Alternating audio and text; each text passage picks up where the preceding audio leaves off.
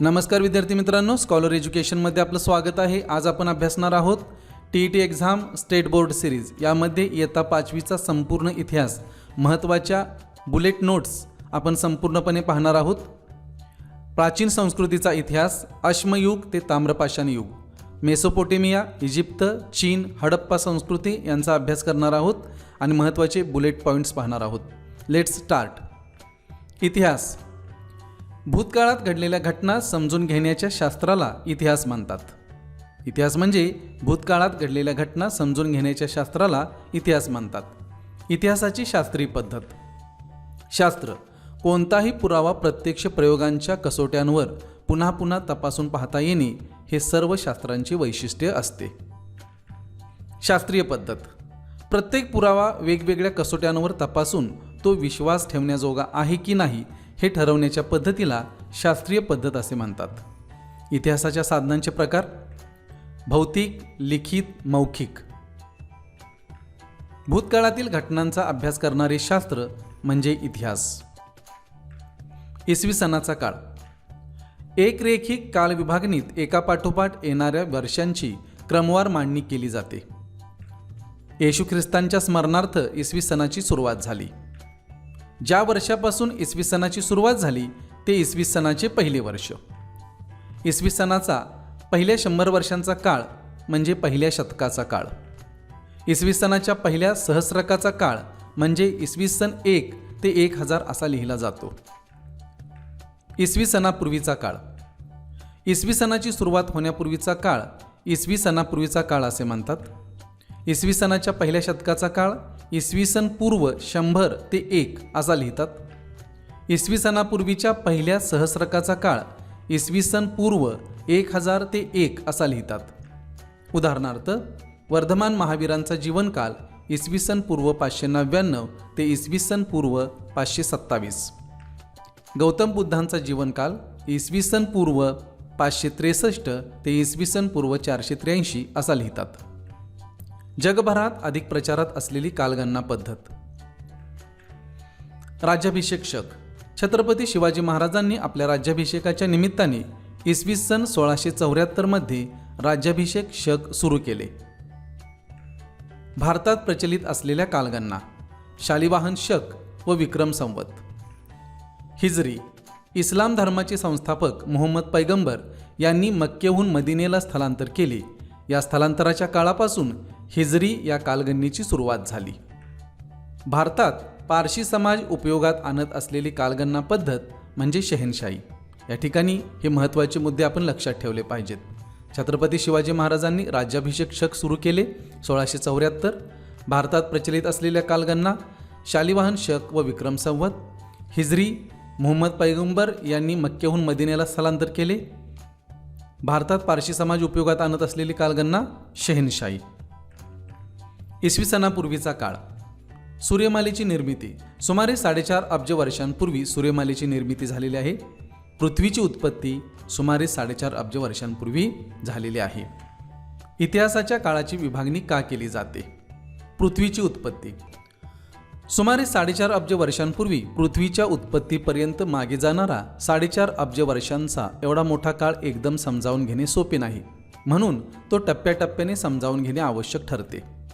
प्रागैतिहासिक काळ।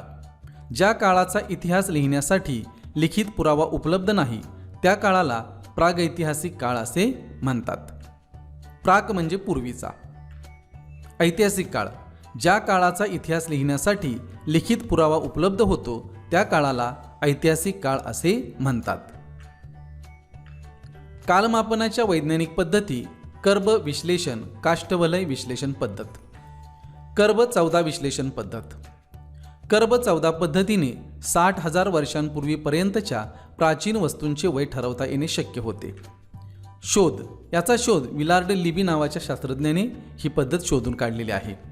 जन्म 1908, मृत्यू 1980। आता याबद्दल थोडीशी सविस्तर माहिती आपण घेऊयात। विद्यार्थी मित्रांनो लक्षात द्या, कर्ब 14 पद्धतीने 60,000 वर्षांपूर्वीपर्यंतच्या प्राचीन वस्तूंचे वय ठरवता येणे शक्य होते। कालनिश्चितीच्या पद्धती आपण पाहूया। कर्ब 14 हा घटक सर्व सजीवांच्या शरीरात असतो। सजीवांच्या मृत्यूनंतर त्यांच्या अवशेषांमधील कर्ब 14चे प्रमाण घटत जाते प्रागैतिहासिक काळातील लाकूड, कोळसा, हाडे, जीवाश्म इत्यादी वस्तूंमध्ये तो घटत जाऊन आता तो किती प्रमाणात शिल्लक आहे हे प्रयोगशाळेत मोजले जाते. शिल्लक कर्ब 14च्या आधारे त्या वस्तूचे वय मोजणे शक्य होते. एखाद्या वस्तूचे वय ठरवण्याच्या या वैज्ञानिक पद्धतीस कर्ब 14 पद्धती असे म्हटले जाते. कालमापनाच्या इतर अनेक पद्धती आहेत, मात्र कर्ब 14 ही पद्धत अधिक उपयोगात आणली जाणारी पद्धत आहे.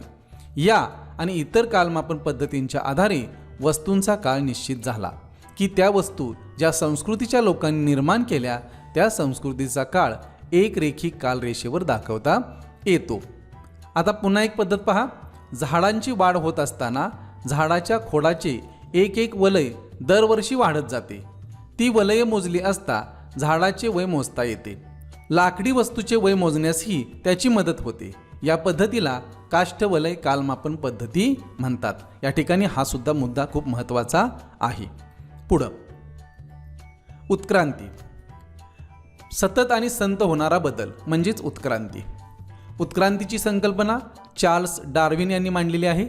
सजीवांच्या जीवनातील उत्क्रांती पर्यावरणातील बदलांशी जुळवून घेण्याच्या आणि आपले अस्तित्व टिकवून धरण्याच्या प्रयत्नात एखाद्या विशिष्ट प्राणीजातीतील प्राण्यांच्या शरीररचनेत काही अंतर्गत बदल घडून येतात.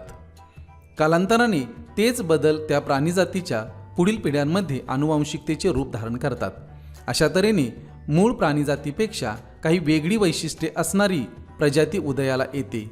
ही नवीन प्रजाती मूळ प्राणीजातीपेक्षा अधिक उत्क्रांत असते. या ठिकाणी हा मुद्दा खूप महत्त्वाचा आहे. पहा, इसवी सन 1859 मध्ये चार्ल्स डार्विन या शास्त्रज्ञाने त्याच्या on the origin of species म्हणजे प्राण्यांच्या प्रजातींचा उगम याविषयी या ग्रंथात उत्क्रांतीची संकल्पना मांडली. डार्विनच्या आधी कार्ल लिनस नावाच्या शास्त्रज्ञाने प्राणीजातींचे शास्त्रीय वर्गीकरण करण्याची पद्धत सुरू केली होती.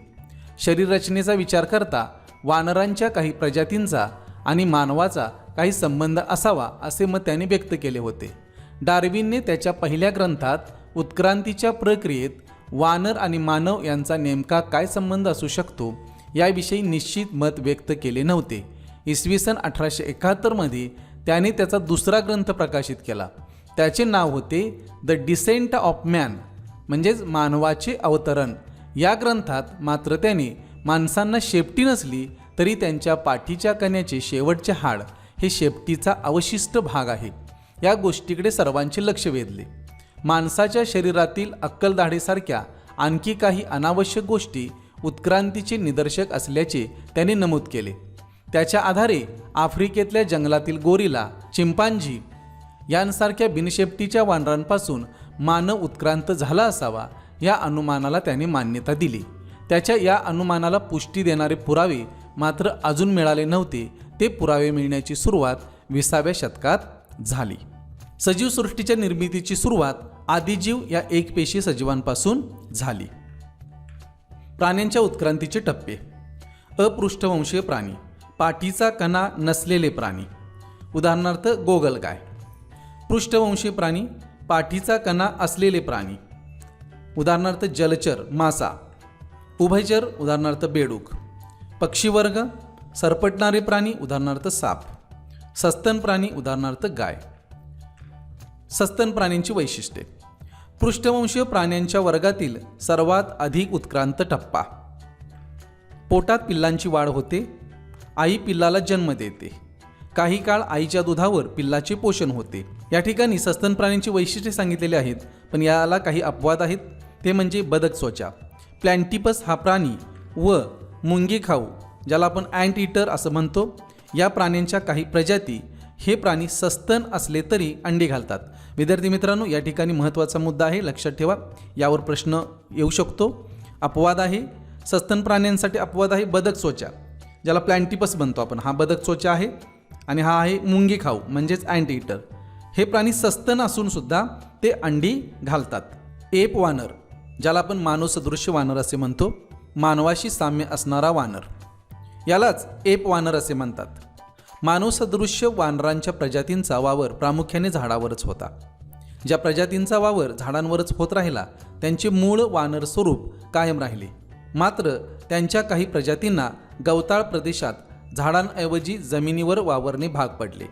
त्या प्रजाती उत्क्रांत होत गेल्या. त्यांच्यापासून क्रमाने उत्क्रांत होत मानवाची प्रजाती अस्तित्वात आली. हे प्रथम आफ्रिका खंडात घडले.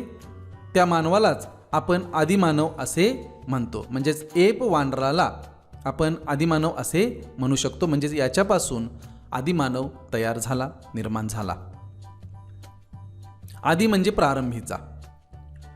या ठिकाणी विद्यार्थी मित्रांनो लक्षात ठेवा, मानवी संस्कृतीचा इतिहास, मानवाचा विकास कसा होत गेला पहा.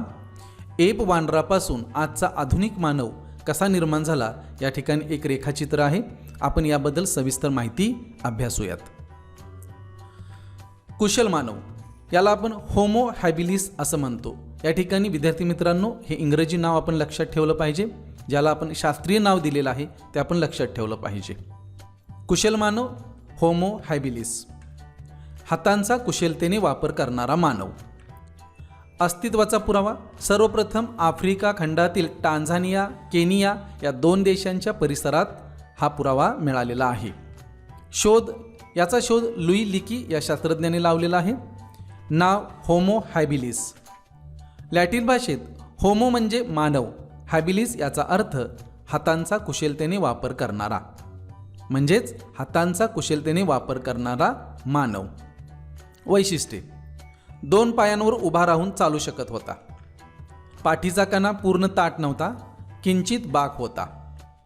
याचा मेंदू एप वानरापेक्षा अधिक मोठा होता. चेहऱ्याची व हातापायांची वैशिष्ट्ये काही अंशी एकसारखी. हत्यारे मोठ्या प्राण्यांची शिकार करण्याकरिता उपयोगी नव्हती. म्हणजेच कुशल मानव किंवा होमो हॅबिलिस मानव यानं जी हत्यारे बनवलीत ती शिकार करण्याकरिता उपयोगात येत नव्हती. पुढचा आहे ताठ कण्याचा मानव. याला आपण होमो इरेक्टस असं म्हणतो. ताठ कण्याचा मानव होमो इरेक्टस. मानवाच्या उत्क्रांतीतील महत्त्वाचा टप्पा. इरेक्टस म्हणजे ताठ उभा राहणारा. कुशल मानवाच्या तुलनेत मेंदू अधिक विकसित. समूहाने राहत होता. जंगलातील वनवे पाहून अग्नीची ओळख. याला फक्त अग्नीची ओळख झाली होती. अग्नी निर्माण करण्याची कला याला येत नव्हती. अग्नीचा वापर करण्याचे तंत्र अवगत नव्हते. पृथ्वीवरील फार मोठा भूप्रदेश हिममय, त्यामुळे अतिशीत वातावरणात अग्नीमुळे टिकून राहणे शक्य झाले. अग्नी निर्माण करण्याचे तंत्र अवगत झाले नाही. हत्यारे पूर्वीच्या हत्यारांच्या तुलनेत प्रगत व प्रमाणबद्ध. हातकुराडीसारखी हत्यारे बनवत असे. या ठिकाणी पहा, हा ताठ कण्याचा मानव आहे आणि त्यानं बनवलेली ही हत्यारे आहेत. आफ्रिका, आशिया व युरोप या देशात याचे पुरावे सापडलेले आहेत. होमो इरेक्टस मानव. शक्तिमान मानव, ज्याला आपण निअँडरथल मानव असे म्हणतो. पहा, मानवाच्या उत्क्रांतीमधील एक महत्त्वाचा टप्पा. शक्तिमान मानव, धिप्पाड शरीरयष्टीचा मानव. पुरावे: अवशेष सर्वप्रथम जर्मनीमधील निअँडरथल येथे मिळाले. यावरून याचे नाव निअँडरथल मॅन असे पडले. या ठिकाणी महत्त्वाचा मुद्दा आहे पहा, याचे अवशेष सर्वप्रथम जर्मनीमधील निअँडरथल येथे सापडलेत आणि यावरून त्याचे नाव निअँडरथल मानव असे पडले आहे, ज्याला आपण शक्तिमान मानव असे म्हणतो. याचा मेंदू ताठ कण्याच्या मानवापेक्षा अधिक विकसित होता. प्रामुख्याने गुहांमध्ये वस्ती करत होता. हत्यारे: दगडाचे गोटे आणि गोटे तासून निघालेले छिलके यापासून तो हत्यारे बनवत होता. लांब हाडाच्या किंवा लाकडाच्या दांड्यावर बसवून भाला, कुऱ्हाड इत्यादी शस्त्रे मोठ्या प्राण्यांची शिकार करण्यासाठी उपयुक्त हत्यारे बनवू लागला. चामड्यावरील मांस खरवडण्यासाठी छिलक्यांपासून केलेल्या तासण्यांचा सुद्धा उपयोग करत होता. चामड्यांचे कपडे वापरत असे. प्रामुख्याने मांसाहारी, आगीवर अन्न भाजून खात असे. शक्तिमान मानव, अग्नी निर्माण करण्याची कला अवगत होती. कठीण लाकडाच्या काटक्या किंवा गारगोटी यापासून. मृत व्यक्तींचे दफन. मृत व्यक्तीसोबत हत्यारे, प्राण्यांची शिंगे पुरणे. मृत व्यक्तीच्या अंगाला लाल माती चोळणे. शक्तिमान मानवापेक्षा अधिक प्रगत बुद्धिमान मानव निअँडरथल मानव होता. शक्तिमान मानव व बुद्धिमान मानव काही काळ युरोपमध्ये बरोबरीने नांदत होते. नष्ट होण्याची कारणे: बुद्धिमान मानवांच्या समूहांबरोबरचा संघर्ष, पर्यावरणातील बदलांशी जुळवून घेता न येणे आणि यामुळं निअँडरथल मानव नष्ट झाला. कर्ब 14 पद्धतीच्या आधारे सुमारे 30,000 वर्षांपूर्वी शक्तिमान मानव नष्ट झाला असे सांगितले जाते. बुद्धिमान मानव, ज्याला आपण होमोसेपियन असे म्हणतो, आधीच्या कोणत्याही मानवापेक्षा विचार करण्याची अधिक क्षमता असलेल्या मानवाला बुद्धिमान मानव म्हणजेच होमोसेपियन असे म्हणतात. होमो म्हणजे मानव आणि सेपियन म्हणजे बुद्धिमान. सेपियन म्हणजे बुद्धिमान. युरोपमध्ये त्याला क्रोमॅनॉन या नावाने ओळखले जाते. या ठिकाणी महत्त्वाचा मुद्दा आहे. सेपियन, होमोसेपियन या मानवाला म्हणजेच बुद्धिमान मानवाला युरोपमध्ये क्रोमॅनॉन मानव असे म्हणून ओळखले जाते. आफ्रिका, आशिया आणि युरोप येथे याचे अवशेष सापडलेले आहेत. कामाच्या गरजेनुसार हत्यारे व अवजारे बनवत असे. दगडाची छोटी पाती काढून हाडाच्या किंवा लाकडाच्या फटीत बसवत असे. विकसित भाषा पद्धती. स्वरयंत्र पूर्णपणे विकसित झाले होते. त्याच्याजवळ विकसित भाषा पद्धती होती. तो चित्रे काढू शकत होता. कलात्मक वस्तू बनवत होता. प्रगत बुद्धीचा मानव, होमो सेपियन सेपियन. बुद्धिमान मानवाची वैचारिक क्षमता अधिक प्रगत झाली तेव्हा त्याला प्रगत बुद्धीचा मानव असे नाव मिळाले. प्रगत बुद्धीचा मानव म्हणजे आधुनिक मानव म्हणजे आपण. अनुवंशिकता. अनुवंशिकतेचा अभ्यास करणाऱ्या शास्त्राला जनुकशास्त्र म्हणतात. जनुकशास्त्राच्या आधारे आधुनिक मानवामध्ये शक्तिमान मानवाचा काही अंश असल्याचे आढळून आले आहे. शक्तिमान मानव आणि बुद्धिमान मानव हे दोघे आधुनिक मानवाचे पूर्वज होते असे म्हणता येते. इसवी सन पूर्व 11,000 ते इसवी सन पूर्व 10,000च्या सुमारास आधुनिक मानवाने पशुपालन आणि शेतीचे तंत्र विकसित केले. आहारातील बदल. शेती करू लागल्यामुळे अन्नात पिष्टमय पदार्थांचा समावेश झाला. आहारातील कर्बोदकांचे प्रमाण वाढले. जीवनपद्धती आणि आहार पद्धतीतील बदल यामुळे धिप्पाड शरीरयष्टी व चेहरेपट्टीत बदल झाला. शारीरिक क्षमतेपेक्षा बौद्धिक आणि सांस्कृतिक क्षमता वाढली. कल्पकता, बुद्धिकौशल्य आणि हस्तकौशल्य यांच्या आधारे स्वतःचे जीवन समृद्ध करण्याचा प्रयत्न. यातून मानवी संस्कृती उदयाला आली आणि विकसित होत राहिली. पशुपालनाला आणि शेतीला सुरुवात झाली. अश्मयुगीन हत्यारे. मध्याश्मयुगातील अवजारांसाठी उपयोगात आणलेली पाती पन्हाळीदार गाभा तंत्राने गारगोटीच्या गोट्यांपासून अलग केलेली असतात. ही पाती नखा एवढ्या किंवा त्याहून किंचित मोठ्या आकाराची असतात. त्यामुळे त्यांना सूक्ष्मास्त्रे म्हटले जाते. या काळात टोकाला छोटे पाते बसवलेले बाण उपयोगात आणले जात होते. या ठिकाणी ही अश्मयुगीन हत्यारे आहेत बघा. पन्हाळीदार गाभा, मध्ययुगीन पाती, सूक्ष्मास्त्रे. मध्याश्मयुगातील सूक्ष्मास्त्रे आणि त्यांचा बाणाच्या टोकाप्रमाणे केलेला उपयोग. सूक्ष्मास्त्रे बसवून तयार केलेली मध्ययुगातील दातेरी सुरी. हाडांपासून तयार केलेले मध्याश्मयुगातील मासेमारीचे गळ. ज्या काळात हत्यारांमध्ये प्रामुख्याने दगडाची हत्यारे मिळतात त्या काळाला आपण अश्मयुग असे म्हणतो. अश्म म्हणजे दगड. हत्यारांचे आकार आणि प्रकार यांवरून अश्मयुगाचे 3 कालखंड पाडले जातात. पुराश्मयुग, मध्याश्मयुग, नवाश्मयुग. पुराश्मयुग. कुशल मानव आणि ताठकण्याचा मानव या दोहोंनी आघात तंत्राने हत्यारे बनवली. एक गोटा दुसऱ्या गोट्यावर आपटून दगडाचे छिलके काढणे याला आघात तंत्र असे म्हणतात. सुरुवातीची हत्यारे ओबडदोबड होती. त्या हत्यारांच्या एकाच बाजूला थोडीशी धार असे. त्यांना तोड हत्यारे म्हणतात. कठीण कवचाची फळे आणि हाडे फोडण्यासाठी वापर केला जाण्याची शक्यता. यावरून कुशल मानवाला शिकारीचे तंत्र पूर्णपणे अवगत झालेले नव्हते असे दिसून येते. ताठकण्याचा मानव. हातकुराड व फरशी ही हत्यारे प्रमाणबद्ध होती. हत्यारे बनवण्याआधी त्याचा आकार मनामध्ये ठरवत होता. दगडाचे छोटे छिलके काढण्यासाठी सांबर शिंगासारख्या वस्तूचा घन वापरला. त्याने पातळ खरवडण्या, तासण्या बनवल्या. तो कामाच्या आवश्यकतेनुसार वेगवेगळी हत्यारे वापरत होता. या हत्यारांमुळे छोट्या मोठ्या प्राण्यांची शिकार करणे शक्य झाले. शक्तिमान मानव. लहान आकारांची हत्यारे तयार करू लागला. बुद्धिमान मानव. दगडांपासून लांब पातळ पाती काढण्याचे तंत्र विकसित केले. त्यापासून सुरी, तासणी, टोच्या, छिन्नी यासारखी हत्यारे बनवली.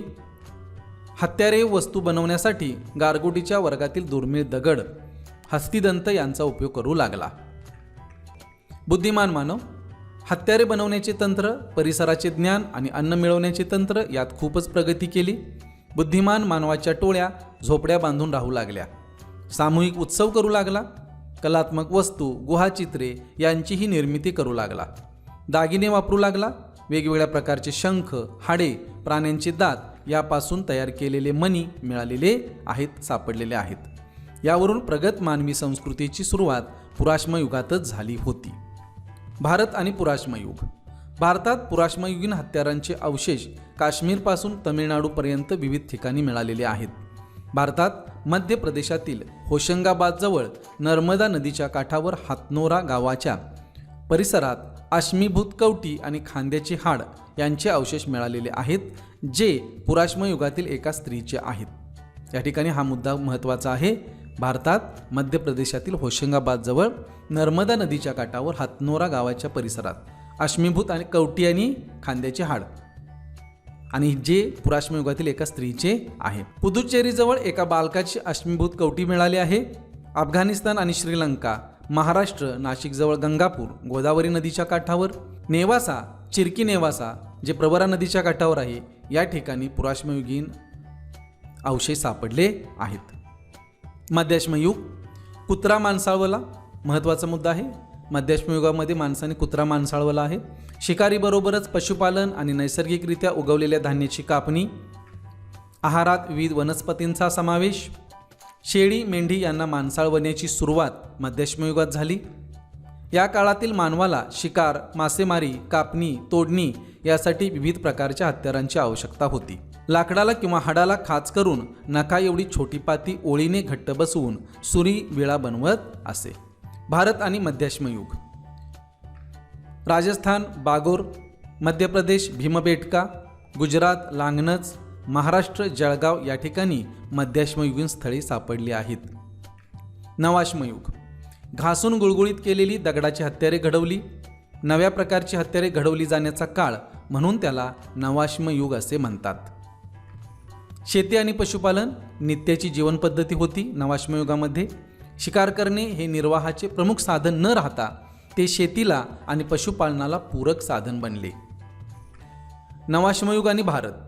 गंगेचे खोरे आणि दक्षिण भारत, निवारा ते गाव वसाहती. शक्तिमान मानव प्रामुख्याने गुहांमध्ये राहत होता. युरोपमध्ये गोठवून ठेवण्याइतके अतिशीत तापमान असल्यामुळे थंडीपासून संरक्षण करण्यासाठी शेकोटीचा उपयोग व चामडे कपडे वापर करत होते. गुहेच्या आतील बाजूस जनावरांची कातडी वापरून ओबदार तंबू केले. हंगामी तळ.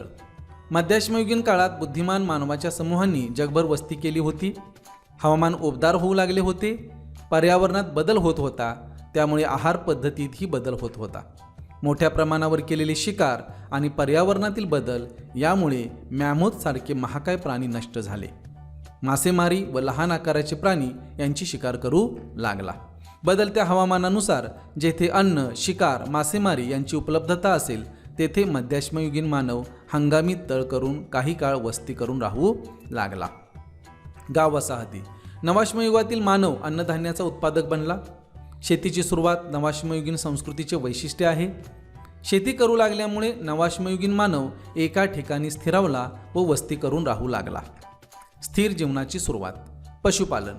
प्राणीजात माणसाळविण्याच्या 3 मुख्य पायऱ्या. रानटी जनावरांना पकडून ताब्यात घेणे, त्या जनावरांना माणसांसोबत राहण्याचे वळण लावणे, त्यांच्यापासून दूध दुभते मिळवणे आणि कष्टाची कामे करून घेणे. मध्याश्मयुगीन माणसाने माणसाळविलेला पहिला प्राणी कुत्रा आहे. मुख्य मुद्दा आहे, महत्त्वाचा मुद्दा आहे. माणसाळविलेला पहिला प्राणी कुत्रा. कुत्र्यानंतर शेळ्या, मेंढ्या माणसाळविल्या. शेती. शेतीचे सुमारे 11,000 वर्षांपूर्वीचे पुरावे प्रथम इस्रायल आणि इराक येथे सापडले आहेत. शेतीची सुरुवात करण्याचे श्रेय स्त्रियांना दिले जाते. टोकदार काठीच्या आधाराने स्त्रिया बी पेरण्याचे काम करत असाव्यात. शेतीमुळे कृषीप्रधान समाजव्यवस्था अस्तित्वात आली. खास कौशल्ये आणि विविध व्यवसाय. शेती करायला सुरुवात झाल्यामुळे मानवाच्या गरजा भागून धान्य शिल्लक राहू लागले. त्यामुळे या काळातील स्त्री पुरुषांना नवीन गोष्टींचा शोध घेऊन आपली कौशल्ये विकसित करण्यासाठी पुरेसा वेळ मिळू लागला. त्यामुळे स्त्रिया मातीची भांडी, मणी बनवू लागल्या. परस्पर सहकार्यावर आधारलेले जीवन. शेतीसाठी लागणारी अवजारे व इतर वस्तू मिळवण्यासाठी अन्नधान्याच्या स्वरूपात वस्तू विनिमय पद्धत सुरू झाली. मिठाच्या व्यापारामुळे नवाश्मयुगातील व्यापार विस्तारायला सुरुवात झाली. घरांची रचना. नवाश्मयुगात सुरुवातीला कुडाची, नंतर चौकोनी विटांची घरे बांधली जाऊ लागली. गाव, नातेसंबंध आणि कुटुंब. गावातील सर्व सदस्य एकमेकांचे नातेवाईक असत. संपूर्ण गाव हे एक विस्तारित कुटुंब होते. मृत्यूनंतर मृत व्यक्तीला घरात किंवा घराच्या अंगणात पुरत आणि विविध वस्तूही सोबत पुरण्यात येत. स्थिर जीवन आणि नागरी संस्कृती. युरोपमधील संग्रहालयांमध्ये जमा झालेल्या पुराणवस्तूंच्या संग्रहाचे वर्गीकरण करण्यासाठी ख्रिश्चन थॉम्सेन नावाच्या अभ्यासकाने त्रियुग पद्धती नावाची पद्धत अंमलात आणली. या ठिकाणी हा मुद्दा महत्त्वाचा आहे. त्रियुग पद्धत कोणी अंमलात आणली? ख्रिश्चन थॉम्सेन. कोणती आहे पहा? अश्मयुग दगडाची हत्यारे, ताम्रयुग तांब्याची हत्यारे आणि इतर वस्तू, लोहयुग लोखंडाची हत्यारे आणि इतर वस्तू, अशी ही त्रियुग पद्धत होती. अश्मयुगीन हत्यारे. सोने हा वापरात आलेला पहिला धातू, पण सोने निसर्गतः अत्यंत नरम असल्यामुळे हत्यारे व अवजारे बनवण्यासाठी करता येत नव्हता. म्हणजे सोन्याचा उपयोग हत्यारे आणि अवजारे बनवण्यासाठी करता येत नव्हता. ज्या काळात तांबे वापरायला सुरुवात झाली त्या काळाला ताम्रयुग म्हटले जाते. चाकाचा शोध. ताम्रयुगाचा काळ हा नवनव्या शोधांचा आणि वेगाने होणाऱ्या बदलांचा होता. याच काळात मातीची भांडी बनवण्यासाठी चाकाचा शोध लागला. मातीची भांडी बनवण्याच्या चाकाला बसवलेला अणकुचीदार गारेचा दगड ज्यावर चाक तोलले जाऊन जोरात फिरते त्या अणकुचीदार दगडाला कुनीचा दगड म्हणतात. या ठिकाणी पहा, हा कुनीचा दगड आहे. व्यापार आणि वाहतूक. कुशल कारागीर यांच्यामुळे सुबक आकारांची भांडी आणि इतर वस्तू मोठ्या प्रमाणावर तयार होऊ लागल्या. गावामध्ये कुशल कारागिरांच्या वस्ती व वस्तूंच्या उत्पादन केंद्रांचा विभागच तयार झाला. त्यामुळे व्यापारातही वाढ झाली. त्यामुळे चाकाच्या गाड्या वापरायला सुरुवात झाली. चाकांवर चालणाऱ्या गाड्या सर्वप्रथम मेसोपोटेमियात उपयोगात आणल्या गेल्या. नगरांचा उदय आणि लिपी.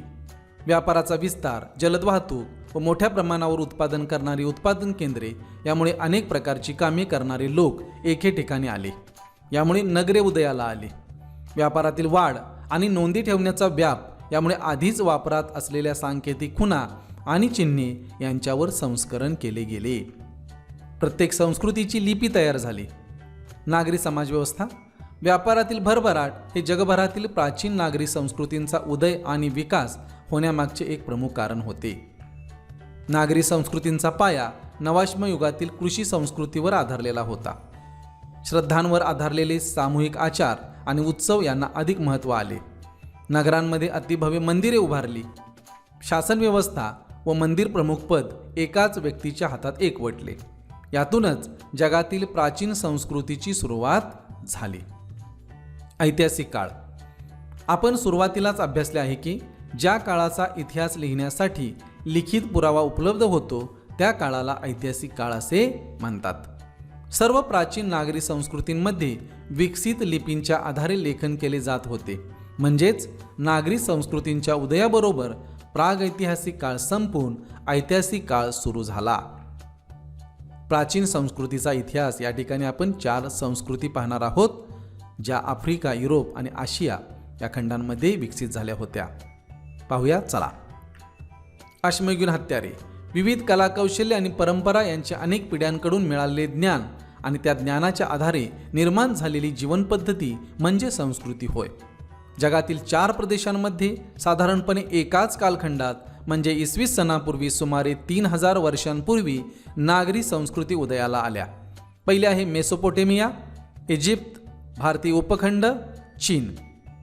या 4 प्रदेशांमध्ये नागरी संस्कृती उदयास आल्या. मेसोपोटेमिया हे एका प्रदेशाचे नाव आहे.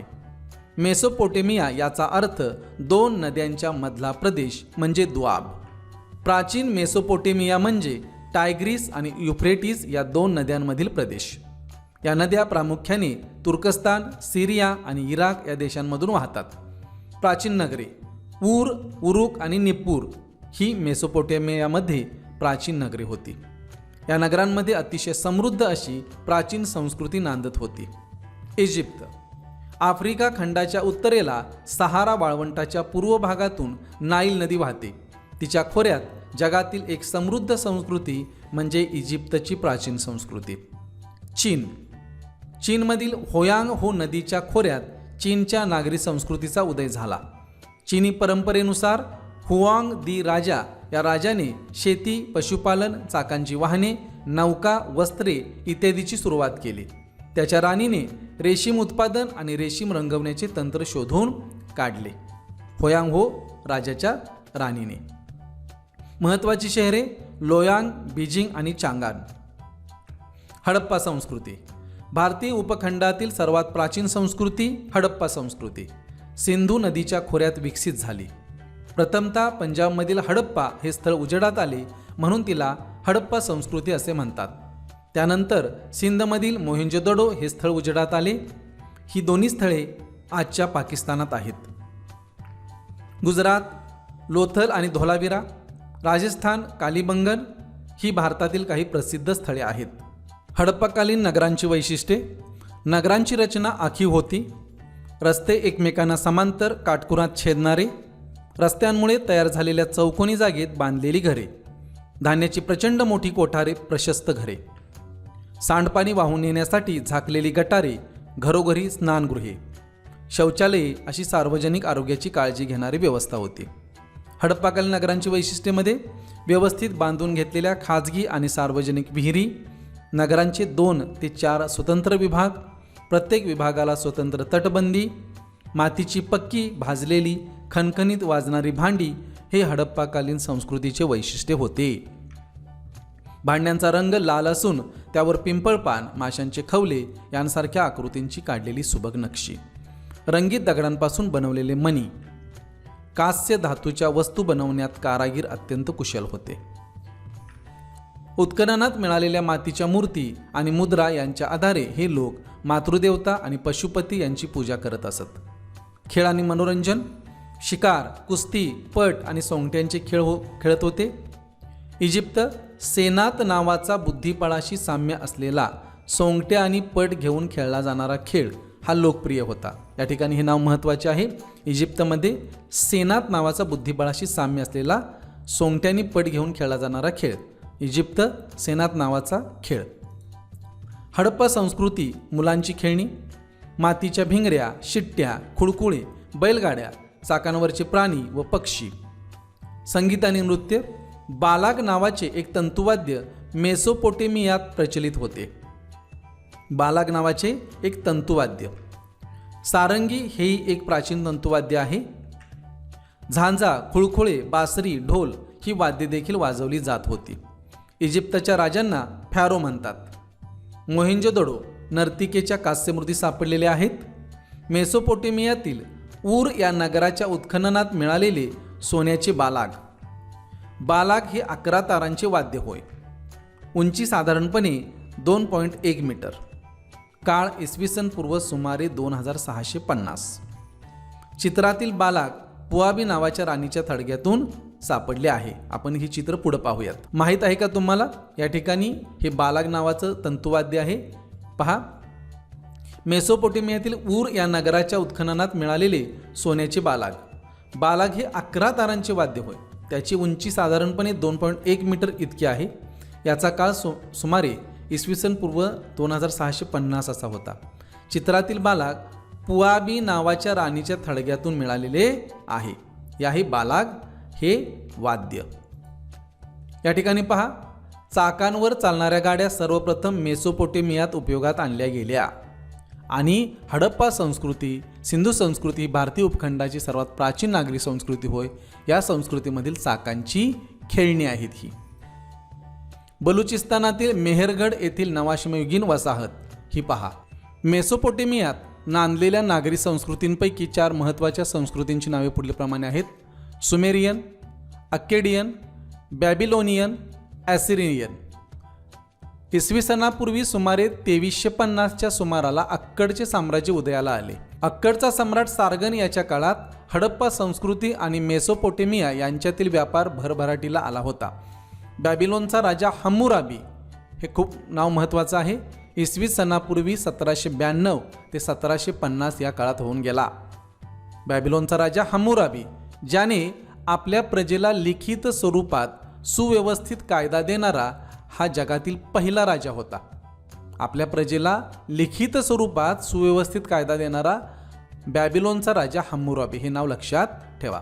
प्राचीन इजिप्तमधील लोकांनी साध्य केलेल्या गोष्टींपैकी विशेष गोष्ट म्हणजे त्यांचे वास्तुरचनेचे शास्त्र. तेथील पिरॅमिड आणि मंदिरे यांच्या भव्यतेवरून त्याची साक्ष पटते.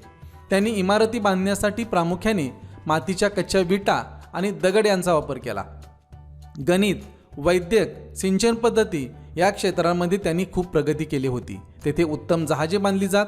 निळ्या रंगाची झिलई दिलेल्या मातीच्या वस्तूंचे उत्पादन, पपायरस नावाच्या वनस्पतीपासून कागद बनवण्याची कला, खूप महत्त्वाचं आहे, कागद बनवण्याची कला पपायरस नावाच्या वनस्पतीपासून, अशा क्षेत्रातही तेथे विशेष प्रगती झाली होती. रोझेटा स्टोन, हा आहे रोझेटा स्टोन. पाहूया माहिती. रोझेटा स्टोन या नावाने ओळखल्या जाणाऱ्या शिलालेखाचा शोध इसवी सन 1799 मध्ये लागला. दगड तुटलेला असल्यामुळे त्यावर मूळ शिलालेखाचा फक्त एक हिस्सा शिल्लक आहे. शिलालेख इजिप्शियन भाषेमध्ये आहे. हा शिलालेख सध्या लंडन येथील ब्रिटिश म्युझियममध्ये ठेवलेला आहे. प्रथमदर्शनी दगडावर 3 भागात 3 वेगवेगळे लेख कोरलेले आहेत असे वाटते, परंतु प्रत्यक्षात तो एकच लेख 3 वेगवेगळ्या लिपींमध्ये कोरलेला आहे. सर्वात वरची आहे ती प्राचीन इजिप्तमधील चित्रलिपी ही आहे पहा. तिला हायरोग्लिफ्स, देवलिपी असे म्हणतात. मधली लिपी दैनंदिन उपयोगात वापरात आली ही आहे ती डेमोटिक या नावाने ओळखली जाते. ही मधली लिपी इजिप्तच्या प्राचीन चित्रलिपीपासून ती तयार झाली. आणि तिसरी लिपी आहे ही ग्रीक ही आहे. इजिप्तमध्ये टॉलेमी 5वा नावाचा राजा गादीवर आल्याची घोषणा या लेखामध्ये केलेली आहे. इजिप्तच्या इतिहासाचे साधन म्हणून या शिलालेखाचे विशेष महत्त्व आहे, कारण 3 लिपींमध्ये कोरलेल्या या लेखामुळे विस्मृतीत गेलेली प्राचीन इजिप्तची चित्रलिपी वाचता येणे शक्य झाले. या लेखातील ग्रीक लिपीच्या आधारे डेमोटिक लिपीतील टॉलमीस हा शब्द वाचता येणे शक्य झाले. पुढे जॉ फ्रान्सवा शॅम्पोलियन नावाच्या एका फ्रेंच शिक्षकाला संपूर्ण लिपी वाचता आली. टॉलमीस हा शब्द वाचता आल्यामुळे इजिप्तमधील शिलालेखांमध्ये उल्लेख केलेली विदेशी नावे वाचता येणे शक्य झाले. हे शॅम्पोलियनच्या लक्षात आले. त्याने विदेशी नावे वाचून त्यांच्या आधारे चित्रलिपीमधील मुळाक्षरांची यादी तयार केली. अशा तऱ्हेने विस्मृतीत गेलेल्या प्राचीन इजिप्तमधील चित्रलिपीचे यशस्वी वाचन शॅम्पोलियनला करता आले. आणि शेवटचा आहे तांब्याच्या वापराचा सुमारे 7000 वर्षांपूर्वीपासूनचा पुरावा मिळतो. ज्या प्रदेशांमध्ये तांबे दुर्मिळ होते तिथे तांबे मोठ्या प्रमाणावर वापरणे शक्य नव्हते. त्यामुळे तांब्याचा उपयोग कसा करायचा हे माहीत असूनही तिथे दगडाची हत्यारे, अवजारे यांचा वापरच अधिक होत राहिला. अशा स्थळांच्या उत्खननात तांब्याच्या वस्तू मिळाल्या तरी त्यांचे प्रमाण फार कमी असते. अशा स्थळांना ताम्रयुगीन न म्हणता ताम्र पाषाण युग असे म्हटले जाते. ताम्र म्हणजे तांबे, पाषाण म्हणजे दगड. म्हणजे या ठिकाणी या युगामध्ये दोन्ही वस्तूंचा वापर करण्यात आला, तांब्याच्या आणि दगडाच्या, म्हणून याला ताम्रपाषाण युग असं म्हटलं जातं. तांबे हे सोन्याच्या तुलनेत कठीण असले तरी त्यापासून वस्तू बनवण्याच्या दृष्टीने ते नरमच असते. त्यामध्ये जस्त मिसळले की त्याला पुरेसा कठीणपणा येतो. तांबे आणि कथील यांच्या मिश्र धातूला कासे असे म्हणतात. नवाश्मयुगातील माणूस वस्तू बनवण्यासाठी कासे या धातूचा वापर करू लागला, म्हणून त्या काळाला कांस्य युग असेही म्हणतात. मिश्र धातू बनवण्यासाठी धातू वितळवावे लागतात. जस्त आणि कथील हे धातू कसे वितळवायचे याचे ज्ञान माणसाला कासे बनवण्याच्या सुमारे 1000 वर्षे आधीपासून होते. ह्या आहेत तांब्याच्या वस्तू सिंधू संस्कृतीमधील लोटा, आरसा आणि थाळी. धन्यवाद विद्यार्थी मित्रांनो. आपल्याला हा व्हिडिओ कसा वाटला कमेंट बॉक्समध्ये कमेंट करून जरूर करा.